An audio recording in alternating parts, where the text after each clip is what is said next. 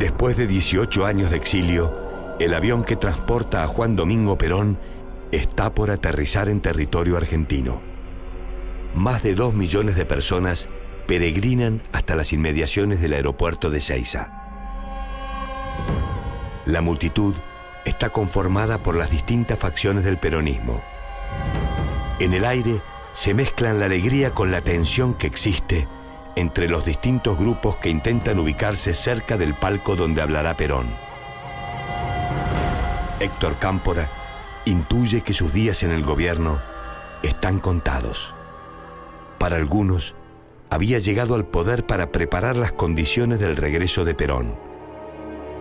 Otros pretenden que se quede y encabece las reformas que el país necesita. Cámpora se debate entre su lealtad a Perón y su proyecto presidencial.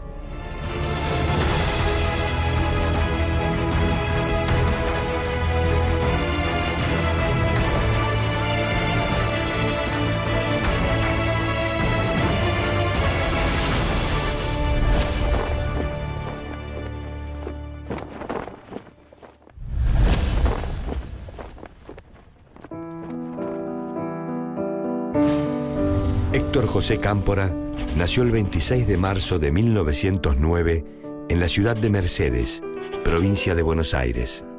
A la edad de 20 años, interesado por la carrera de medicina, intentó ingresar en la Universidad de La Plata, pero no fue aceptado. Esto lo llevó a la ciudad de Rosario, donde inició sus estudios. En ese marco, tuvo su primer contacto con la política. Participó de una huelga universitaria que terminó con el cierre de la institución durante 1 año. Cámpora optó por trasladarse a la provincia de Córdoba, donde cursó la carrera de odontología. A pesar de no pertenecer a ninguna agrupación política, fue elegido como presidente del Centro de Estudiantes. En 1933 concluyó los estudios y se trasladó donde residía su hermana, a San Andrés de Giles, en la provincia de Buenos Aires. Allí ejercería su profesión. Desde aquel año y hasta 1937, alternaba sus días entre el trabajo y la presidencia del Club Almafuerte. El 15 de abril de 1937 contrajo matrimonio con la joven María Georgina Cecilia Acevedo.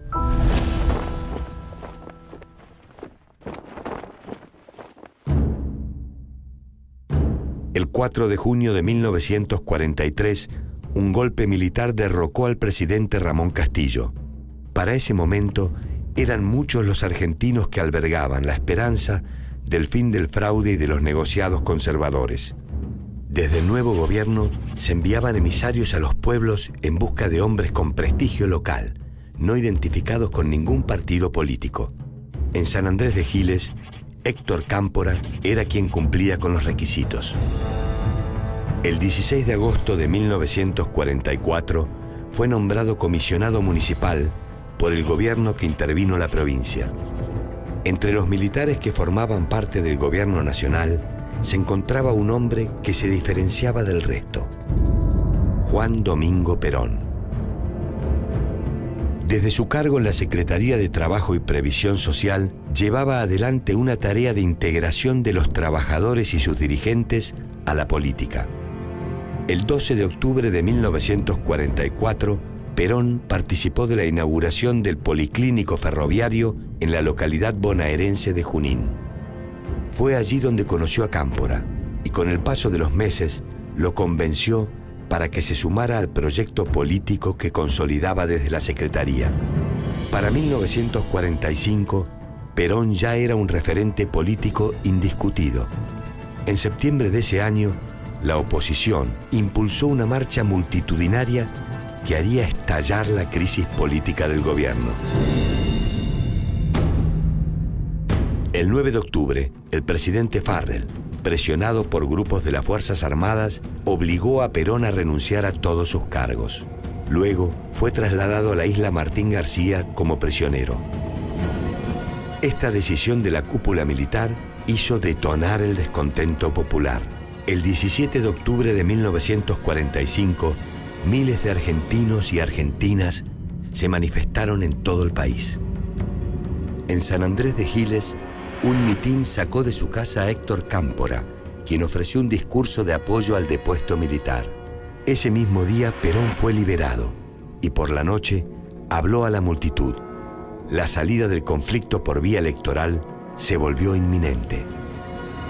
Cámpora fue propuesto como candidato a senador provincial por el Partido Laborista y a diputado nacional por el Partido Independiente. Estas agrupaciones, junto con la UCR, Junta Renovadora, postularon para la presidencia a Juan Domingo Perón. Durante el desarrollo de la campaña, Cámpora se convirtió en la persona de confianza de Perón y, sobre todo, en la de su esposa, Eva Duarte.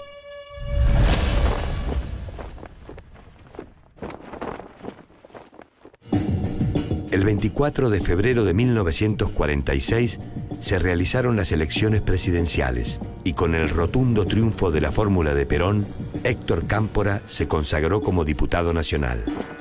El 1 de mayo de 1948, Cámpora fue elegido presidente de la Cámara de Diputados. Ese mismo día, Perón anunció su plan para reformar la Constitución Nacional, adecuándola a la nueva realidad que vivía el país. Durante el tratamiento de la convocatoria y en la Asamblea Constituyente, Cámpora tuvo un papel político central en hacer cumplir los designios del presidente. En adelante, tendría la difícil tarea de conducir una Cámara en continuo conflicto entre opositores y oficialistas. El 26 de julio de 1952, millones de personas sufrieron una triste pérdida. Ese día falleció Eva Duarte de Perón. Cámpora presidió una comisión para homenajearla. Además, se le encomendó construir un monumento para su descanso final. En esa tarea estrechó vínculos con el hermano de Eva y secretario de Perón, Juan Duarte. En abril de 1953, y en medio de diversas acusaciones de corrupción, Juan Duarte fue encontrado sin vida. La pericia determinó que se trató de un suicidio. Cámpora no salió ileso de esta situación. Sectores dentro del peronismo, entre los que se destacó el vicepresidente Alberto Teisser, buscaron desplazarlo del poder. Finalmente, en 1953, perdió la presidencia de la Cámara. Pocos meses más tarde, y hasta cumplirse el fin de su mandato como diputado, Cámpora fue enviado a una gira por Europa y por América en carácter de embajador plenipotenciario. Tras su regreso al país a comienzos de 1955, mantuvo una relación personal con Perón, pero sin ejercer ningún cargo político. El 16 de septiembre de 1955, militares y civiles dieron un golpe de Estado e instauraron el gobierno de facto autodenominado Revolución Libertadora. La caída del mandatario marcó el inicio de la proscripción del peronismo. Mientras Perón recorría en su exilio distintos países de América Latina, Cámpora fue encarcelado y acusado de traición a la patria. En 1956 se lo confinó al penal de Ushuaia. Más tarde, fue trasladado a Río Gallegos, de donde logró fugarse, y el 18 de marzo de 1957 llegó a Chile. En 1958, luego de la asunción de Arturo Frondizi como presidente, Cámpora regresó al país. Durante el exilio español, Perón se había casado con María Estela Martínez. Desde 1961, la pareja se estableció en su quinta 17 de octubre, ubicada en el barrio madrileño Puerta de Hierro. Ese mismo año, Cámpora viajó a España para reencontrarse con Perón. Desde entonces, se encargó de mantenerlo informado sobre las tareas de organización del movimiento peronista ante el posible levantamiento de la proscripción para las elecciones a gobernador de 1962. Hacia 1965, Cámpora volvió a ocupar un cargo político y lo hizo como concejal de su pueblo, San Andrés de Giles. Durante el gobierno militar de Juan Carlos Onganía, las tensiones sociales, políticas y económicas aumentaron como producto de su intento de superar la inestabilidad política nacida de la proscripción del peronismo, prohibiendo toda manifestación política, aplicando un programa económico favorable al capital extranjero y ejerciendo una fuerte censura sobre las expresiones artísticas y culturales. Contrariamente a lo esperado, esto provocó que fueran cada vez más los que luchaban por el regreso de Perón como solución a todos los problemas del país. Hacia noviembre de 1970, y durante el gobierno de facto de Roberto Livingston, se produjo un hecho importante. Ricardo Balbín, líder de la UCR, y el delegado de Perón, Daniel Paladino, unidos a otros partidos, publicaron el documento llamado La Hora del Pueblo. En él, reclamaban al gobierno militar una salida electoral, el fin de la proscripción, la redistribución del ingreso y la defensa del mercado interno.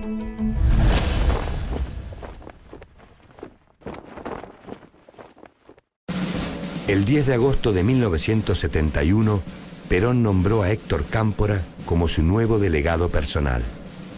Su objetivo sería lograr una salida política negociada o provocada por la fuerza del gobierno militar de Alejandro Agustín Lanusse. Sin embargo, el presidente se resistía a dejar el poder y mediante el llamado Gran Acuerdo Nacional buscó instaurar la condena general a las organizaciones armadas que surgieron luego del Cordobazo de 1969. De esa manera, conseguiría para las Fuerzas Armadas un papel tutelar en el futuro gobierno democrático. Lanusse negoció con Perón, que estaba en Madrid, vía Cámpora, pero las conversaciones no tuvieron éxito. Tiempo después, el líder peronista le encargó a su delegado la conformación de un amplio frente político que reuniera varias fuerzas. El resultado fue el Frente Cívico de Liberación Nacional, Fresilina. En julio de 1972, Lanusse estableció una ley electoral que impedía la participación de Perón en las elecciones presidenciales. En noviembre de 1972, después de 18 años de ausencia, Juan Perón volvía a pisar suelo argentino. Durante su corta estadía, se reunió con Ricardo Balbín, con miras a firmar un acuerdo de convivencia entre sus partidos. Para representar a Perón en las elecciones, era necesario alguien de gran lealtad.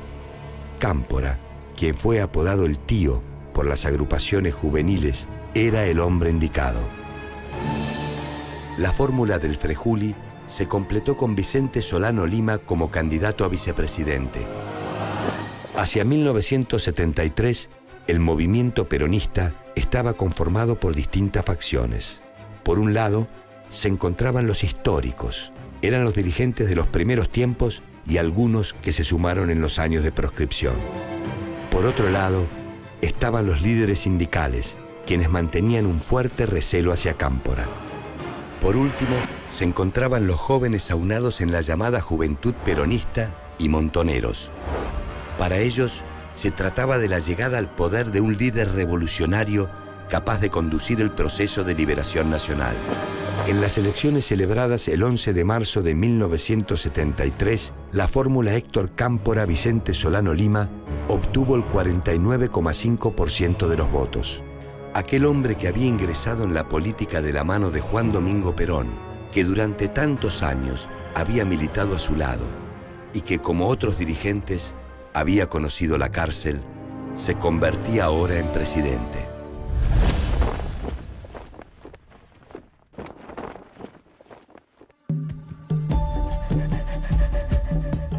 El 25 de mayo de 1973, Héctor Cámpora asumió su cargo y dio un discurso en el Congreso Nacional.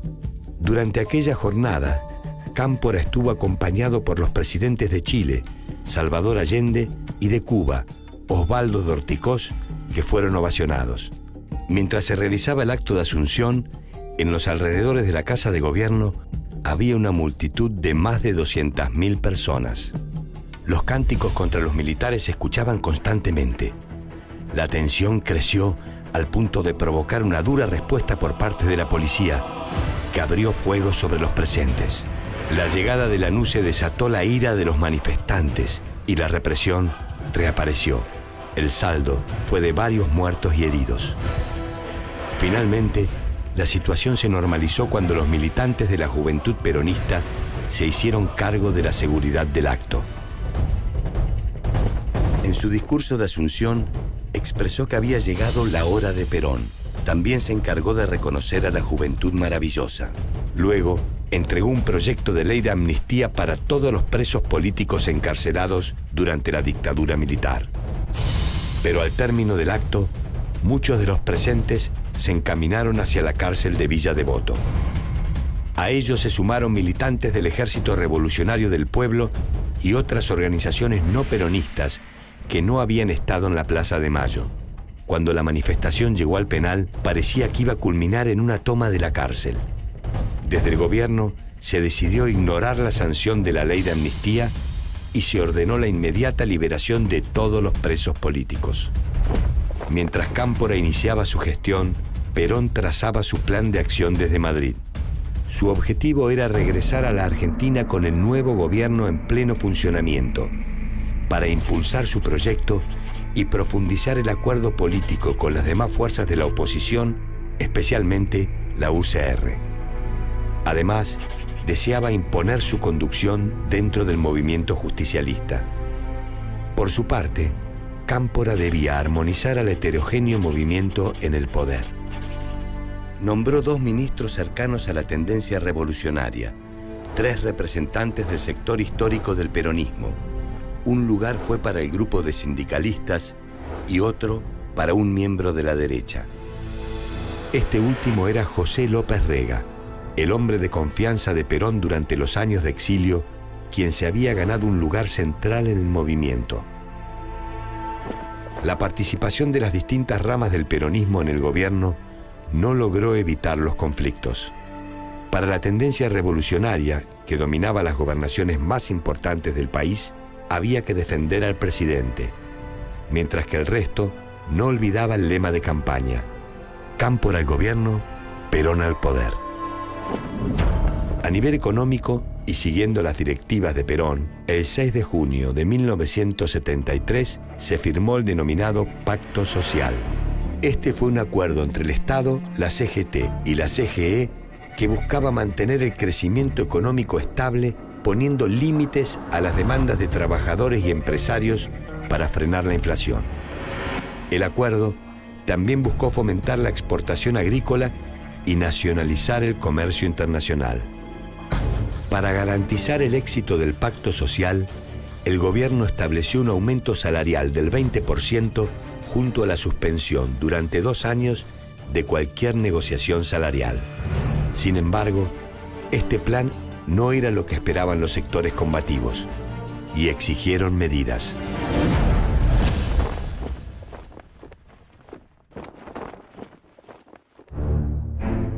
Con Cámpora en el gobierno, Perón decidió que había llegado el momento de volver a la República Argentina. Los sectores de la derecha peronista y el sindicalismo ortodoxo se encargaron de organizar el acto de recibimiento. El 20 de junio fue el día elegido para su regreso definitivo al país. Desde las primeras horas de la madrugada, 2 millones de personas se movilizaron hacia el aeropuerto de Ezeiza para reencontrarse con Perón, después de 18 años. La euforia se mezcló con la violencia y los conflictos internos no tardaron en comenzar. Hacia las últimas horas de la tarde, la superioridad bélica de los ortodoxos se impuso a la superioridad numérica de la tendencia revolucionaria. El avión que traía a Perón descendió finalmente en la base de la Fuerza Aérea de Morón. La convulsionada jornada dejó como resultado varios muertos y cientos de heridos. Al día siguiente, Perón habló al país por cadena nacional. En su discurso dejó en claro su apoyo al sector sindical ortodoxo, al que definió como la columna vertebral del movimiento. La fuerza del conflicto desatado fue utilizada por López Rega y sus seguidores para afianzar su influencia dentro del peronismo. Héctor Cámpora, hasta ese momento la figura clave del movimiento, ya no era la persona que podía pacificar la situación. Era tiempo de concretar el lema de la campaña que llevó a Cámpora al poder y que Juan Domingo Perón ocupara su lugar en la conducción del país. Tras 49 días de gestión, Héctor Cámpora presentó su renuncia. Se convocó a elecciones anticipadas, mientras que el expresidente fue enviado a México como embajador. La elección del compañero de fórmula de Perón desató nuevos debates dentro del movimiento. Con el fin de aplacar la controversia, Perón eligió a su esposa, María Estela Martínez, para ocupar la vicepresidencia. En los comicios del 23 de septiembre de 1973, la fórmula Perón-Perón obtuvo el 62% de los votos, contra el 21% de la fórmula radical Ricardo Balbín, Fernando de la Rúa. De esta forma, Juan Perón se preparaba para iniciar su tercera presidencia.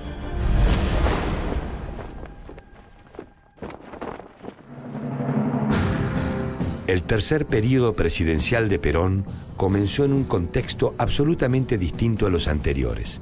En el marco del enfrentamiento interno del peronismo, que cada vez era más cruento, un comando montonero mató a José Ignacio Rucci, secretario general de la CGT y hombre de gran cercanía con Perón. La derecha del partido y los sectores sindicalistas no se mantuvieron indiferentes. Redoblaron su influencia sobre Perón y lograron que los puestos claves del nuevo gabinete quedaran en manos del sindicalismo y de hombres de López Rega, quien se mantuvo al frente del Ministerio de Bienestar Social. El contraataque de los grupos ortodoxos se materializó a través de una nueva ley sindical. Esta limitó la influencia de los sectores de la izquierda dentro de las organizaciones sindicales. También modificó el Código Penal para autorizar la represión de las actividades de todo grupo considerado subversivo. Las presiones políticas contra legisladores, intendentes y gobernadores relacionados con la juventud peronista y montoneros aumentaron y fueron obligados a renunciar. Sus lugares fueron ocupados por dirigentes afines al sindicalismo y a López Rega. Al año siguiente se conformó un grupo parapolicial cuyo objetivo era reprimir ilegalmente a los militantes de izquierda. Esta agrupación, llamada Alianza Anticomunista Argentina, o AAA, funcionaba de forma clandestina en los sótanos del Ministerio de Bienestar Social. El encargado de conducir sus operaciones era López Rega. El 1 de mayo de 1974, los jóvenes se acercaron a la Plaza de Mayo con la intención de ser escuchados. Los cánticos reflejaban el malestar que les causaba el nuevo entorno del general. Las organizaciones sindicales se han mantenido inconmovibles y hoy resulta que algunos imberbes pretenden tener más mérito que durante 20 años. A partir de aquel momento, la relación entre la izquierda peronista y el líder del partido fue irreconciliable. Con el fin de recomponer su liderazgo, el 12 de junio, Perón convocó a sus seguidores en una nueva concentración. Allí se presentaron solo los militantes de los sectores sindicales y otros afines a López Rega. El presidente se dirigió hacia la multitud detrás de un grueso vidrio blindado. Temía un atentado contra su vida. Mientras la situación política se deterioraba, el ministro de Economía, José Bergelbart, se encargó de frenar los continuos aumentos de precios, además de estimular algunas exportaciones industriales. Sumada a los problemas dentro del movimiento, la salud de Perón empeoraba día a día. El 29 de junio decidió delegar el poder en su esposa, quien anticipó su regreso de una gira diplomática por Europa. El 1 de julio de 1974, Juan Domingo Perón falleció. El país quedó inmerso en un profundo dolor y desconcierto. Se había ido el único que podía conducir el país en medio de la turbulencia. Por unos pocos días, los distintos sectores del peronismo dejaron de lado sus diferencias para despedir los restos de su líder. Con la muerte de Perón, terminaba una etapa de la historia argentina.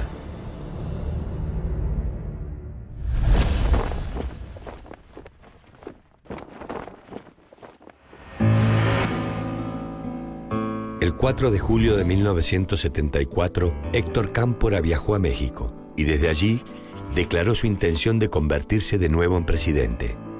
Esa idea preocupó a los hombres de Isabel y López Rega, quienes lograron expulsarlo del partido el 22 de abril de 1975.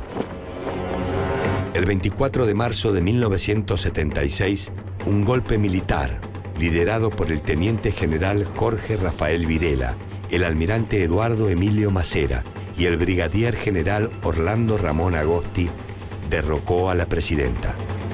Cámpora, consciente de que su vida corría peligro, pidió asilo político en la Embajada de México en Buenos Aires. En aquel momento, su salud se encontraba gravemente afectada por un cáncer de garganta. Durante 3 años, el gobierno militar se negó a permitir su salida del país. Finalmente, en noviembre de 1979, el gobierno militar lo autorizó para viajar a México. A pesar del cáncer terminal, publicó la Carta Abierta a los Argentinos. En ella, expresó la necesidad de recuperar la democracia para mejorar el país. El 11 de agosto de 1980, en la reunión de la Asociación Latinoamericana para la Defensa de los Derechos Humanos, denunció las violaciones a esos derechos cometidas por la Junta Militar Argentina. Finalmente, el 19 de diciembre de 1980, Héctor José Cámpora falleció en la localidad mexicana de Cuernavaca.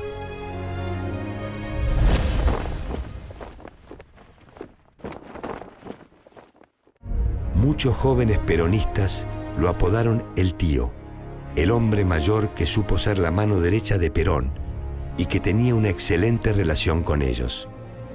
Representó un puente de diálogo entre la vieja guardia peronista y las nuevas generaciones, quienes buscaban su lugar en la política. Sin embargo, eran pocos los dispuestos al diálogo en aquellos momentos. Gracias a su lealtad y desempeño político, Cámpora fue una pieza fundamental en el regreso del exiliado líder. Este fue Héctor José Cámpora.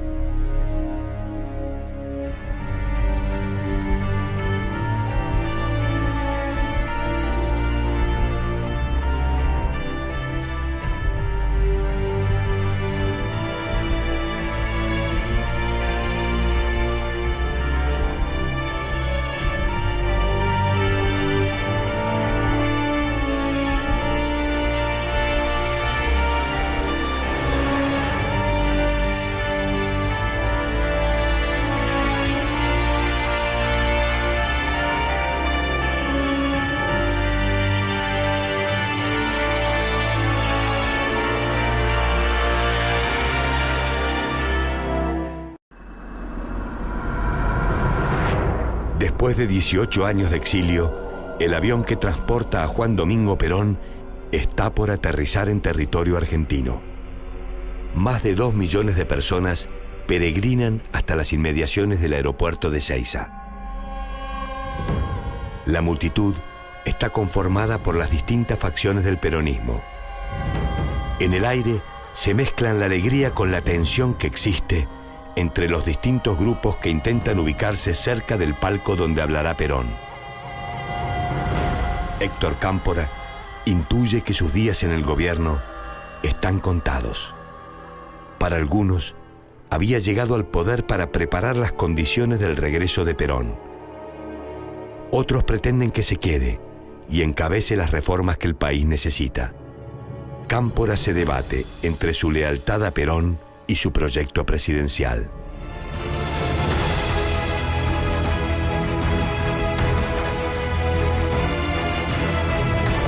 En 1944 fue nombrado comisionado municipal por el gobierno que intervino en la provincia. Entre los militares que formaban parte del gobierno nacional se encontraba un hombre que se diferenciaba del resto: Juan Domingo Perón. Desde su cargo en la Secretaría de Trabajo y Previsión Social, llevaba adelante una tarea de integración de los trabajadores y sus dirigentes a la política. El 12 de octubre de 1944 Perón participó de la inauguración del Policlínico Ferroviario en la localidad bonaerense de Junín. Fue allí donde conoció a Cámpora y con el paso de los meses lo convenció para que se sumara al proyecto político que consolidaba desde la Secretaría. Para 1945, Perón ya era un referente político indiscutido. En septiembre de ese año, la oposición impulsó una marcha multitudinaria que haría estallar la crisis política del gobierno. Estudios y se trasladó donde residía su hermana, a San Andrés de Giles, en la provincia de Buenos Aires. Allí ejercería su profesión. Desde aquel año y hasta 1937, alternaba sus días entre el trabajo y la presidencia del Club Almafuerte. El 15 de abril de 1937 contrajo matrimonio con la joven María Georgina Cecilia Acevedo.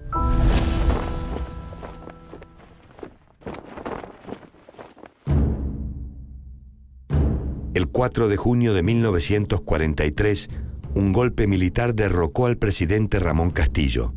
Para ese momento, eran muchos los argentinos que albergaban la esperanza del fin del fraude y de los negociados conservadores. Desde el nuevo gobierno se enviaban emisarios a los pueblos en busca de hombres con prestigio local, no identificados con ningún partido político. En San Andrés de Giles, Héctor Cámpora era quien cumplía con los requisitos. El 16 de agosto de 1900, el 9 de octubre, el presidente Farrell, presionado por grupos de las Fuerzas Armadas, obligó a Perón a renunciar a todos sus cargos. Luego fue trasladado a la isla Martín García como prisionero. Esta decisión de la cúpula militar hizo detonar el descontento popular. El 17 de octubre de 1945, miles de argentinos y argentinas se manifestaron en todo el país. En San Andrés de Giles, un mitin sacó de su casa a Héctor Cámpora, quien ofreció un discurso de apoyo al depuesto militar. Ese mismo día, Perón fue liberado y por la noche habló a la multitud. La salida del conflicto por vía electoral se volvió inminente. Cámpora fue propuesto como candidato a senador provincial por el Partido Laborista y a diputado nacional por el Partido Independiente. Estas agrupaciones, junto con la UCR, Junta Renovadora, postularon para la presidencia a Juan Domingo Perón. Durante el desarrollo de la campaña,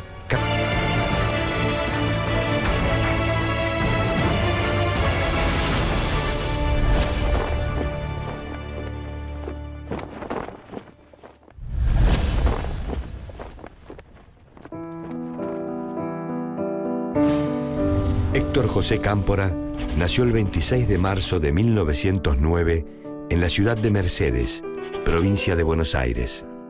A la edad de 20 años, interesado por la carrera de medicina, intentó ingresar en la Universidad de La Plata, pero no fue aceptado. Esto lo llevó a la ciudad de Rosario, donde inició sus estudios. En ese marco, tuvo su primer contacto con la política. Participó de una huelga universitaria que terminó con el cierre de la institución durante un año. Cámpora optó por trasladarse a la provincia de Córdoba, donde cursó la carrera de odontología. A pesar de no pertenecer a ninguna agrupación política, fue elegido como presidente del Centro de Estudiantes. En 1933 concluyó los estudios